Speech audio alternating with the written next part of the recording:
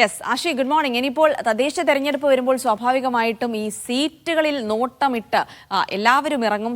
അത് UDF-നെ ചില്ലറ തലവേദനയിലേക്കൊന്നും അല്ല ഇപ്പോൾ PJ ജോസഫിന്റെ ഈ വാദങ്ങൾ നയിക്കാൻ പോകുന്നത്. കാരണം താല്പര്യ കക്ഷികളായ മറ്റാളുകൾ കൂടിയുണ്ട്. എന്തായാലും സീറ്റ് വിഭജനം അതിന്റെ ചർച്ചകളിലേക്കൊക്കെ കടക്കുമ്പോൾ എല്ലാവരും അവരുടെ അവകാശവാദങ്ങളുമായി വരും. പ്രത്യേകിച്ച് PJ ജോസഫ് അക്കാര്യത്തിൽ തീരുമാനിച്ചുറപ്പിച്ചു കഴിഞ്ഞു എന്നാണ് മനസ്സിലാക്കുന്നത്. എന്തായിരിക്കും തത്വത്തിൽ കോൺഗ്രസിനൊക്കെ ഇതിനോടുള്ള ഒരു പ്രതികരണം? ഇഫുദ്ദീൻ ജിൽസി, ഗുഡ് മോർണിംഗ്.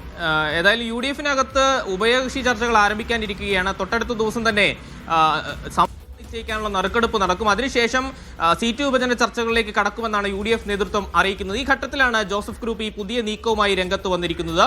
പരമാവധി സീറ്റുകൾ ലക്ഷ്യമിടുക എന്നുള്ളതാണ് സംസ്ഥാന നേതൃത്വം പ്രാദേശിക നേതാക്കൾക്കടക്കം നിർദ്ദേശം എന്നാണ് നമ്മൾ മനസ്സിലാക്കുന്നത്. പ്രത്യേകിച്ച് ജയസാധ്യത നിർണ്ണയിക്കാൻ കഴിവുള്ള രീതിയിൽ ശക്തിയുള്ള കേന്ദ്രങ്ങളിലെല്ലാം വാർഡുകൾക്ക് മേൽ അവകാശവാദം ഉന്നയിക്കുക എന്ന നിർദ്ദേശമാണ് പ്രാദേശിക നേതൃത്വത്തിന് ജോസഫ് ഗ്രൂപ്പിന്റെ സംസ്ഥാന നേതൃത്വം നൽകിയിരിക്കുന്നത്. നമുക്കറിയാം, ഇത് വരുന്ന നിയമസഭാ തെരഞ്ഞെടുപ്പിൽ UDF അധികാരത്തിൽ എത്തിയാലും ഇല്ലെങ്കിലും തങ്ങളുടെ രാഷ്ട്രീയ പ്രാധാന്യം തെളിയിക്കുക എന്നുള്ളത് UDF-ലെ ഘടകകക്ഷികളുടെ വലിയ ആവശ്യമാണ്. പ്രത്യേകിച്ച് ജോസഫ് ഗ്രൂപ്പിന് അത് വളരെ പ്രധാനപ്പെട്ടതാണ്.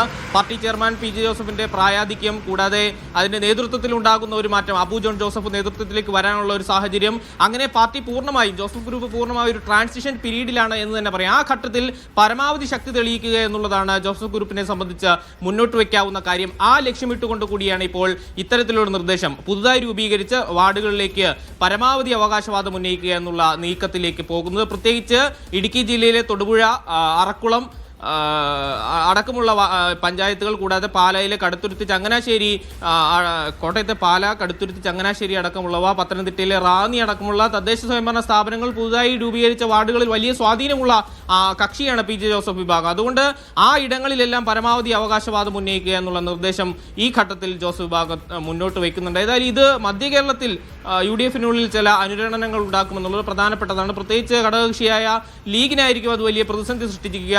ഉത്തര കേരളത്തിൽ നിന്ന് മധ്യ കേരളത്തിലേക്ക് കൂടി തങ്ങളുടെ സ്വാധീനം വർദ്ധിപ്പിക്കുക എന്നുള്ള ഒരു രാഷ്ട്രീയ താല്പര്യം കൂടി ലീഗിനുണ്ട്. അതുകൊണ്ട് ഇത്തവണത്തെ തദ്ദേശ തെരഞ്ഞെടുപ്പ് വലിയ പ്രാധാന്യത്തോടുകൂടി മുസ്ലിം ലീഗും നോക്കിക്കാണുന്നുണ്ട്. അവർ കൂടുതൽ വാർഡുകളിലേക്ക് ഉന്നയിക്കാൻ ഇരിക്കുന്ന ഒരു ഘട്ടം കൂടിയാണ്. അപ്പോൾ ഇത് UDF-നുള്ളിൽ ചില ചർച്ചകൾക്ക് വഴിവെക്കും. പക്ഷേ ഈ പ്രശ്നങ്ങളെല്ലാം UDF-നുള്ളിൽ പരിഹരിക്കാനാകുമെന്ന പ്രതീക്ഷയാണ് ഇരു കക്ഷി നേതൃത്വവും നമ്മളോട് സംസാരിക്കുമ്പോൾ വ്യക്തമാക്കുന്നത്.